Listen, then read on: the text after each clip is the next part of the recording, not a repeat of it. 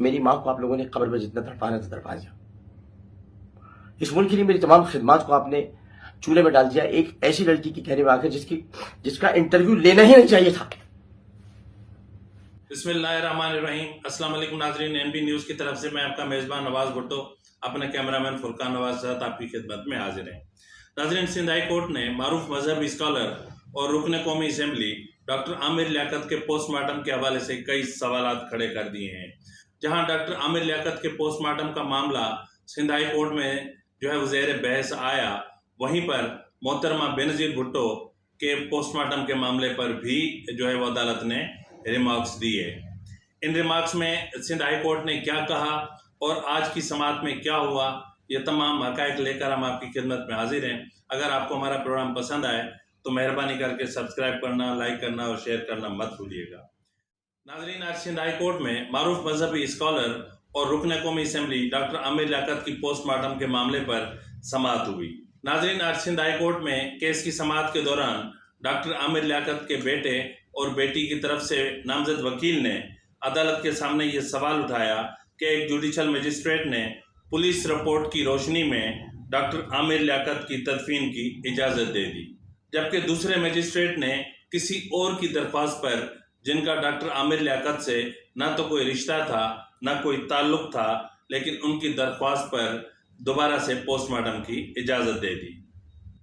नाज़रीन, आज Sindh high court में समाअत के दौरान यह भी इंकशाफ हुआ कि डॉक्टर आमिर लियाकत की मौत के हवाले से पुलिस की तरफ से जो पेपर्स तैयार किए गए हैं और जिन पेपर्स की बुनियाद पर एक मजिस्ट्रेट ने तदफीन की इजाज़त दी, तो उन पेपर्स में डॉक्टर आमिर लियाकत के मौत की वजह तक दर्ज नहीं है।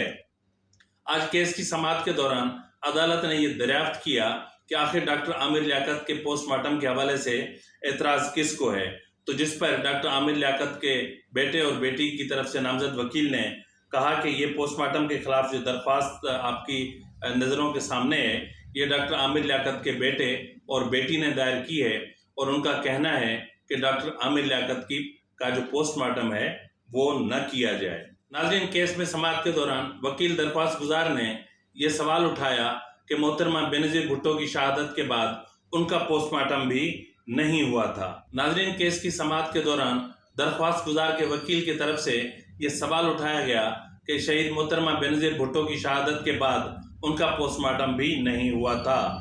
नाज़रीन, केस की समाअत के दौरान दरख्वास्त गुजार के वकील ने यह सवाल उठाया कि बेनज़ीर भुट्टो साहिबा की शहादत के बाद उनका भी पोस्टमार्टम नहीं हुआ था, जिस पर जस्टिस मोहम्मद इकबाल कलोड़ो ने कहा कि मोहतरमा बेनज़ीर भुट्टो का पोस्टमार्टम ना होना एक अफसोसनाक बात है, जिसका हमेशा से अफसोस रहेगा।